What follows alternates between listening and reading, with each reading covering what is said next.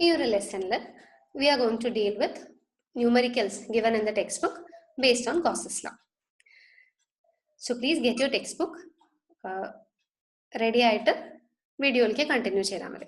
So pause the video and get your textbook, please. Right. Once again, video on the pause. Please read through example 1.11. A question on the Vishadamaitonu Vaiku and then come back to the video. Right. Hope you have done that. Now, example 1.11. Here a picture it's given in the question. Ex is equal to alpha x. ഒരു കാര്യം ശ്രദ്ധിച്ചോളൂ ടെക്സ്റ്റിൽ alpha x raised to half എന്നാണ് question. We are doing a simplified version of it. നമ്മൾ ചെയ്യുമ്പോൾ alpha x എടുത്തിട്ട് ചെയ്താൽ മതി. എക്സാമിന് ചോദിക്കുമ്പോൾ നോർമലി ഇങ്ങനെ ചോദിക്കാറില്ല. x raised to half പൊതുവെ എടുക്കാറില്ല. Let us take a simple one. Ex is equal to alpha x. So ആ ടെക്സ്റ്റിലെ ക്വസ്റ്റനിൽ നിന്ന് ഈ ഒരു ഡിഫറൻസ് ഉണ്ട് കേട്ടോ. ആൻസേഴ്സിലൊക്കെ ആ ഡിഫറൻസ് വരും. Please note that. Ey equal to 0, Ez equal to 0. In the 3-dimensional space cube. There is an electric field along the x-axis only. There is no electric field along the y-axis, no electric field along the z-axis. Along the x-axis, there is an electric field. And this electric field is not a constant. X മാറുന്നതിനനുസരിച്ച് x എന്ന് പറഞ്ഞാൽ ഒറിജിനിൽ നിന്നുള്ള ദൂരമാണ്, distance from the origin ആണ്. X മാറുന്നതിനനുസരിച്ച് electric field is also changing. So this is not a constant electric field. Right. Alpha യുടെ value തന്നിട്ടുണ്ട്. Question എന്താ? phi കണ്ടുപിടിക്കണം, q കണ്ടുപിടിക്കണം. ഇതാണ് question. Now എന്താ ചെയ്യേണ്ടത്? ഫ്ലക്സ് ആണ് കാണേണ്ടത്. ഫ്ലക്സ് എന്ന് പറഞ്ഞു കഴിഞ്ഞാൽ we have defined. Wait. We have defined flux as phi is equal to E into A. We have defined flux as electric field into area. E dot A എന്നാണ് നമ്മൾ define ചെയ്തിരിക്കുന്നത്. ഓരോ സർഫസിലെയും flux കണ്ടുപിടിക്കുക, add ചെയ്യുക, അത്രേ വേണ്ടു. ഒരു ക്യൂബിന് 6 surfaces ആണ് ഉള്ളത്. ആലോചിച്ച് നോക്കൂ, 2 സൈഡിൽ ഓരോ സർഫസ് ഉണ്ടാവും, ഫ്രണ്ടിലും ബാക്കിലും ഓരോ സർഫസ് ഉണ്ട്, മുകളിലും താഴെയും ഓരോ സർഫസ് ഉണ്ട്. So a cube will have 6 surfaces. ഇതില് നീല കളറിൽ ഷെയ്ഡ് ചെയ്തിട്ടുള്ള സർഫസ് ഇലക്ട്രിക് ഫീൽഡ് എന്ന് പറയുന്നത് it is along the x-axis. എന്ന് വെച്ചാൽ it will cut these 2 surfaces which are shaded in blue. അപ്പൊ ഇതിലൊരു സർഫസിനെ നമുക്ക് 1 എന്നും ഒരു സർഫസിനെ നമുക്ക് 2 എന്നും കൺസിഡർ ചെയ്യാം. ആ ഷെയ്ഡഡ് സർഫസസിനെ 1 ഉം 2 എന്നും കൺസിഡർ ചെയ്യാം. ആ 2 സർഫസിനോടും പെർപെൻഡിക്കുലർ ആയിട്ടാണ് ഇലക്ട്രിക് ഫീൽഡ് പോകുന്നത്. Now, what will be the first phi1 എന്ന് പറഞ്ഞ ഫ്ലക്സ് എന്തായിരിക്കും? phi1നെ സംബന്ധിച്ച് ഇലക്ട്രിക് ഫീൽഡ് റൈറ്റിലേക്കാണ് പോകുന്നത്, ഏരിയ വെക്ടർ ഇവിടുന്ന് പുറത്തേക്കാണ് പോകുന്നത്. So, electric field into area vector എന്ന് പറഞ്ഞ് ചെയ്യുമ്പോൾ theta is 180 degree. ഇലക്ട്രിക് ഫീൽഡും ഏരിയ വെക്ടറും തമ്മിലുള്ള ആംഗിൾ 180 ഡിഗ്രി ആണ്. സോ phi1 എന്ന് പറഞ്ഞാൽ E1 into A കോൺസ്റ്റന്റ് ആണ്. എല്ലാ സർഫസിനും A will be a constant, കാരണം ക്യൂബ് ആണ്, ഏരിയ ഒക്കെ ഒരുപോലെ ആയിരിക്കും. E1 into A into cos 180 എന്ന് വരും. ഈ A cos theta means E1 into A into cos 180. That is equal to E1 minus E1 into A എന്ന് വരും. Minus E1 into A. What is the value of E1? നോക്കൂ, E എന്ന് പറഞ്ഞാൽ alpha into X ആണ്. X എന്ന് പറഞ്ഞാൽ ഇവിടെ നിന്ന് ഇങ്ങോട്ടുള്ള ദൂരമാണ്. In the figure they have shown that distance as A. So E1 എന്ന് പറഞ്ഞു കഴിഞ്ഞാൽ that is equal to A into X. E1 is equal to A into X. What is phi2? Phi2 എന്ന് പറഞ്ഞു കഴിഞ്ഞാൽ again E2 into A into cos 0 ആണ്. കാരണം electric field ഇങ്ങോട്ടാണ്, area വെക്ടറും ഇങ്ങോട്ടാണ്. So angle between them is 0. So phi2 is equal to E2A into cos 0. That is equal to positive E2A എന്ന് വരും. E2 ന്റെ വാല്യൂ എന്താ വരിക? E2 is equal to 2a into x. കാരണം ക്യൂബിന്റെ side a ആണ്. അപ്പൊ ഒറിജിനൽ നിന്ന് second surface വരെ, ഈ ഷെയ്ഡഡ് സർഫസ് വരെയുള്ള ദൂരം is 2a. So E2 will be equal to 2a into x. So നോക്കൂ, ഇത് മാത്രം ഇരിക്കട്ടെ. ഇനി what about the other surfaces? 5, 3, 5, 4 എന്നൊക്കെ എന്താ ഉണ്ടാവുക? Consider the top surface. Electric field ഇങ്ങോട്ടാണ്, സോറി, ഇലക്ട്രിക് ഫീൽഡ് ഇങ്ങോട്ടാണ്, അലോങ് എക്സ് ആക്സിസ് ആണ്. പക്ഷെ ഇതിന്റെ ഏരിയ വെക്ടർ വരുന്നത് മുകളിലേക്കാണ് അല്ലെ? Area vector is perpendicular to the area. So theta is equal to 90 degree cos 90 0. So flux is equal to 0. ഇതേപോലെ ഇപ്പൊ ഫ്രണ്ടിലത്തെ സർഫസ് നോക്കൂ, ഇലക്ട്രിക് ഫീൽഡ് ഇങ്ങോട്ടാണ് വരുന്നത്, ഫ്രണ്ടിലത്തെ സർഫസ് ഏരിയ എന്ന് പറഞ്ഞാൽ ഇങ്ങോട്ടല്ലേ. അപ്പൊ ഇവിടെയും theta will be equal to 90 degree. ബാക്കിലും അങ്ങനെയാണ്, താഴെയും അങ്ങനെയാണ്. അപ്പൊ 1 and 2 മാർക്ക് ചെയ്തിട്ടുള്ള സർഫസസിൽ മാത്രമേ ഫ്ലക്സ് ഉള്ളൂ. ബാക്കി 4 സർഫസസിനും flux will be equal to 0. അപ്പൊ നമുക്ക് ടോട്ടൽ ഫ്ലക്സ് φ എന്ന് പറഞ്ഞാൽ നമ്മളുടെ φ1 പ്ലസ് φ2 മാത്രമേ വേണ്ടൂ. φ1 എന്ന് പറഞ്ഞാൽ മൈനസ് E1 ഇൻറ്റു എ ആണ്. സോ മൈനസ് ഓഫ് E1 എന്ന് പറഞ്ഞാൽ AX ആണ്. ഏരിയ എന്ന് പറഞ്ഞാൽ ഇതൊരു സ്ക്വയർ അല്ലേ, ക്യൂബിന്റെ ഒരു സർഫസ് എന്ന് പറഞ്ഞു കഴിഞ്ഞാൽ അതൊരു സ്ക്വയർ ആണ്. So minus AX into A square plus φ2 എന്ന് പറഞ്ഞു കഴിഞ്ഞാൽ 2AX ഇൻറ്റു എ സ്ക്വയർ ആണ്. അത്രയേ ഉള്ളൂ. നമ്മൾ ആഡ് ചെയ്യാം, വേണ്ട സബ്സ്റ്റിറ്റ്യൂഷൻസ് ഒക്കെ ചെയ്യുക. എല്ലാത്തിന്റെയും വാല്യൂസ് തന്നിട്ടുണ്ട്. എയുടെ values also it could be given to you. തന്നിരിക്കുന്ന വാല്യൂസ് വെച്ചിട്ട് you reach the final answer. So φ is equal to φ1 plus φ2. ഇതാണ് ഫസ്റ്റ് പാർട്ടിന്റെ ആൻസർ. സെക്കൻഡ് പാർട്ടിലാണ് നമ്മൾ ഗോസസ് ലോ അപ്ലൈ ചെയ്യണത്. φ അറിയാലോ, നമുക്കറിയാം φ is equal to q by epsilon 0. φ നമ്മൾ കണ്ടുപിടിച്ചു കഴിഞ്ഞു. epsilon 0 is a constant. So you find the value of q also. അത്രയാണ്.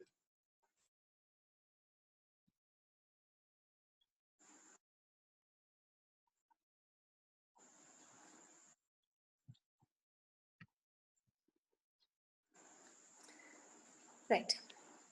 അടുത്തത് we move on to example 12.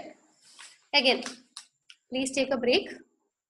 Read through the question well enough. വലിയൊരു ചോദ്യമാണ്, ഒരു കാൽ ഭാഗം പേജിലുള്ള ഒരു ചോദ്യമാണ്.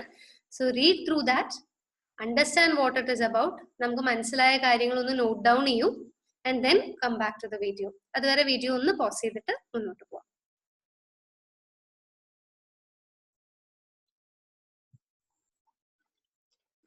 Okay, hope you have read through that. And എന്താ പറഞ്ഞിരിക്കുന്നത്? സിലിണ്ടർ ആണ് ഈ ക്വസ്റ്റ്യൻ, സിലിണ്ടറിക്കൽ സർഫസ്. എന്നിട്ട് പറഞ്ഞിരിക്കുന്നത് സിലിണ്ടറിന്റെ 2 സർക്കുലർ എൻഡുകൾ. നമുക്കറിയാം സിലിണ്ടറിന് it will have 2 circular faces and a curved face.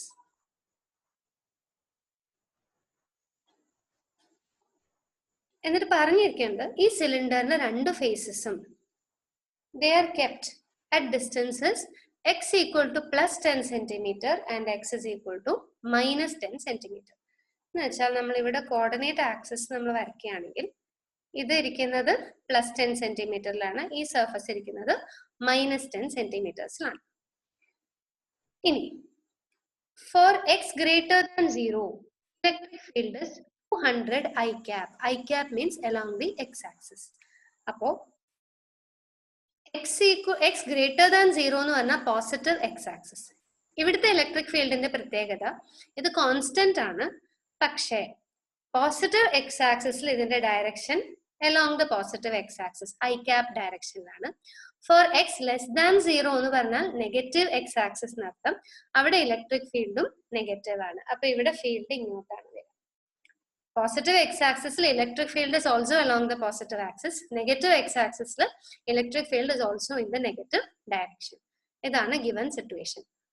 നമ്മളോട് സെപ്പറേറ്റ് ആയിട്ട് ഓരോ സർഫസിന്റെയും ഫ്ലക്സ് ചോദിച്ചിട്ടുണ്ട്. The surface is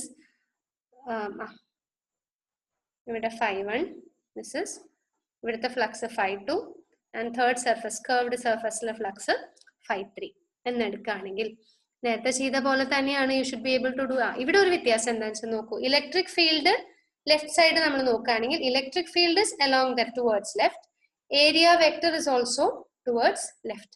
അപ്പൊ φ1 കാൽക്കുലേറ്റ് ചെയ്യണമെങ്കിൽ φ1 is equal to E into A into cos 0, കാരണം ഇവിടെ തീറ്റ is equal to 0 ആണ്. E into A into cos 0. ഇനി φ2 കാൽക്കുലേറ്റ് ചെയ്യണമെങ്കിലോ φ2ലും അത് തന്നെയാണ്. ഏരിയ വെക്ടർ പുറത്തേക്കാണ്, ഇലക്ട്രിക് ഫീൽഡും പുറത്തേക്ക് തന്നെയാണ്. മനസ്സിലായി? നേരത്തെ നമ്മൾ കണ്ട കേസസിലൊക്കെ ഇലക്ട്രിക് ഫീൽഡ് യൂണി ഡയറക്ഷണൽ ആയിരുന്നു. അപ്പൊ ഒരു സർഫസിൽ അത് പുറത്തേക്കാണെങ്കിൽ, ഒരു സർഫസിൽ തീറ്റ 0 ആണെങ്കിൽ മറ്റേ സർഫസിൽ തീറ്റ 180 ആയിരുന്നു. ഈ കേസിൽ ഇലക്ട്രിക് ഫീൽഡ് നടുവിൽ നിന്ന് ഇങ്ങനെ രണ്ട് സൈഡിലേക്കാണ് പോയിക്കൊണ്ടിരിക്കുന്നത്. ആസ് എ റിസൾട്ട് രണ്ട് സൈഡിലും electric field along the area vector തന്നെയാണ്. രണ്ട് സർക്കുലർ സർഫസസിലും തീറ്റ ഈക്വൽ ടു 0. അത്രയേ ഉള്ളൂ. അപ്പൊ φ1 കാൽക്കുലേറ്റ് ചെയ്തു, φ2 കാൽക്കുലേറ്റ് ചെയ്തു. φ3 എന്ന് പറയുന്നത് അഗൈൻ ഇലക്ട്രിക് ഫീൽഡ് ഇങ്ങോട്ടാണ് പോകുന്നത്, പക്ഷെ ഏരിയ വെക്ടർ ഇങ്ങോട്ടായിരിക്കും. ഇപ്പുറത്ത് നോക്കുകയാണെങ്കിലും ഇലക്ട്രിക് ഫീൽഡ് ഇങ്ങോട്ടാണ്, ഏരിയ വെക്ടർ അല്ലെ, എപ്പോഴും അങ്ങനെയാണ് വരുന്നത്. ഇലക്ട്രിക് ഫീൽഡും ഏരിയ വെക്ടറും ഏത് പോയിന്റ് എടുത്താലും പെർപെൻഡിക്കുലർ ആണ്. സോ കർവ്ഡ് സർഫസിൽ flux equal to 0. So φ3 will be equal to 0. φ1 φ2 രണ്ടും പോസിറ്റീവ് തന്നെയാണ്. രണ്ടും കൂടി ആഡ് ചെയ്താൽ you will get the total flux. Q കണ്ടുപിടിക്കാനായിട്ട് എന്ത് വേണം? φ is equal to q by epsilon 0. φ നമ്മൾ കണ്ടുപിടിച്ചു. എപ്സിലോൺ 0 നമുക്കറിയാം വാല്യൂ കോൺസ്റ്റന്റ് ആണ്. അതിൽ നിന്ന് ക്യൂ കണ്ടുപിടിക്കാം. അത്രയേ ഉള്ളൂ. അടുത്തത് we are going to do the exercise questions. എക്സസൈസിൽ question number 1.16 ആണ്. Again, please go through the question first.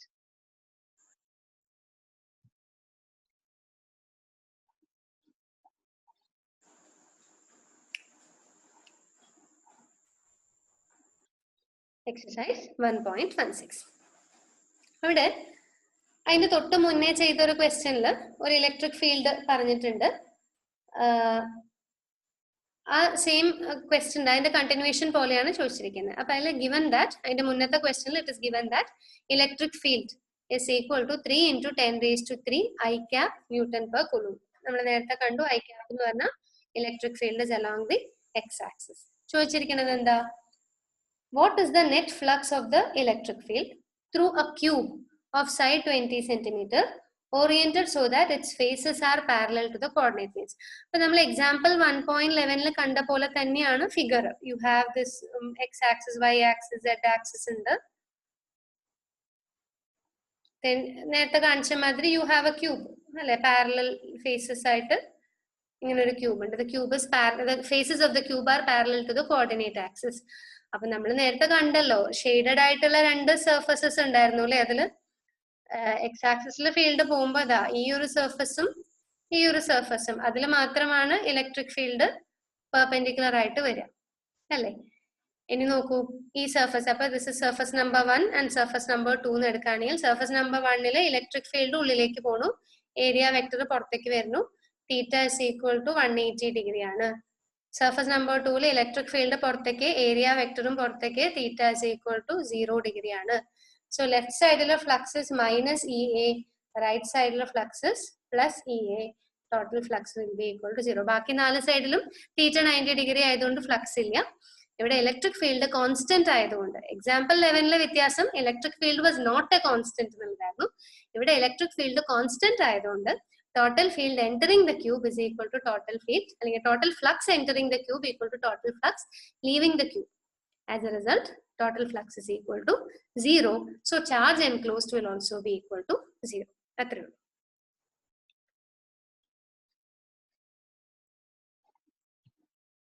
അടുത്തത് we move on to question 1.17.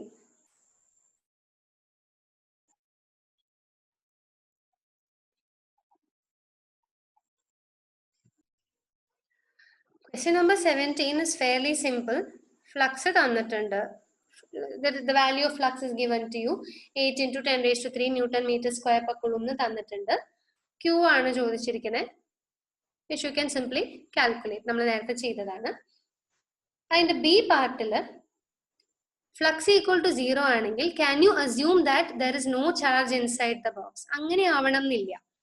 Total charge ഇപ്പൊ 5 is equal to 0 ആണെങ്കിൽ I is equal to 0 ആണെങ്കിൽ Q equal to 0 ആണ്. പക്ഷെ ഇപ്പൊ ഒരു സർഫസിനകത്ത് ചാർജേ ഇല്ല എന്ന് അർത്ഥമില്ല. ടോട്ടൽ ചാർജ് 0 ആയാൽ മതി. For example you can have A dipole. ഇപ്പൊ +3 കുളുമ്പും -3 കുളുമ്പും ഒരു സിസ്റ്റം ഓഫ് ചാർജസ് ആണ്.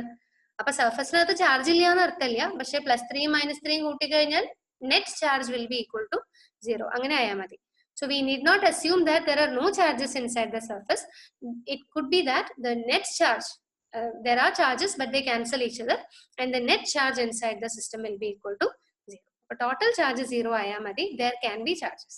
Flux is 0 aanengil പക്ഷെ total charge will be equal to 0. Right. Next we move on to a very important question. Question number 18 text. Again please pause, read through the question. Question ഇതാണ്, ഒരു square ഉണ്ട്, അതിങ്ങനെ flat ആയിട്ട് വെച്ചിരിക്കുകയാണ്. അതുകൊണ്ടാണ് ഇങ്ങനെ ചരിച്ച് കാണിക്കുന്നത്. ഒരു സ്ക്വയർ ഇങ്ങനെ ഫ്ലാറ്റ് ആയിട്ട് ഒരു ടേബിളിന്റെ മുകളിൽ നമ്മളിങ്ങനെ വെച്ചിരിക്കുകയാണ്. ഇതിന്റെ side 10 centimetre, that is 0.1 metre എന്ന് നമുക്ക് കണക്കാക്കാം.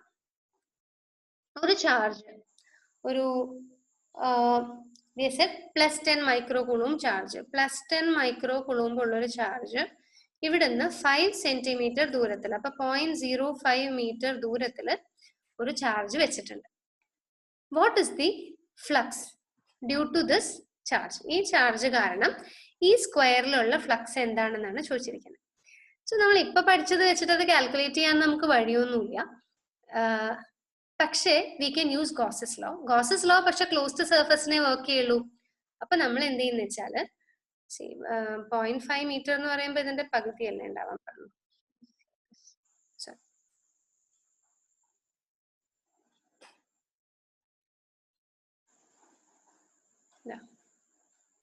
ഇവിടെയാണ് ചാർജ്, Q എന്ന് പറഞ്ഞ ചാർജ് ഇവിടെയാണ് വെച്ചിരിക്കുന്നത്. സ്ക്വയർ ഉണ്ട്. What we do is we complete this square into a cube. നമ്മൾ ഈ സ്ക്വയറിനെ ഒരു ക്യൂബിന്റെ ഭാഗമായിട്ട് കണക്കാക്കുന്നു. So let us try completing the cube.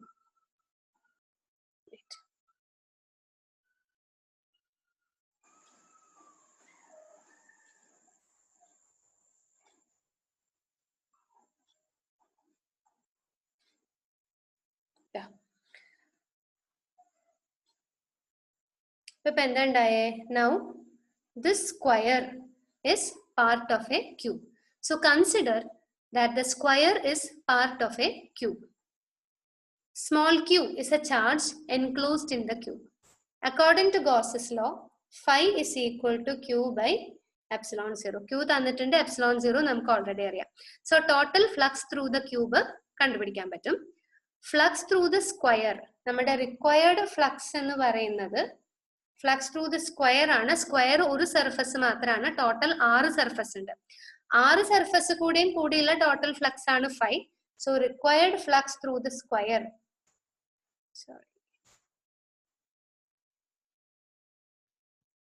required flux through the square is equal to 1/6 of q by epsilon 0. So consider the square as part of a cube. Total flux inside the cube is equal to q by epsilon 0. So total flux through the square is equal to 1/6 of q by epsilon 0. എന്നിട്ട് കണ്ടുപിടിക്കുക. ഇത്ര step ഇതിനകത്ത് എഴുതണ്ടാവും. This is a very important question. Right. The question is 1.19 from your textbook.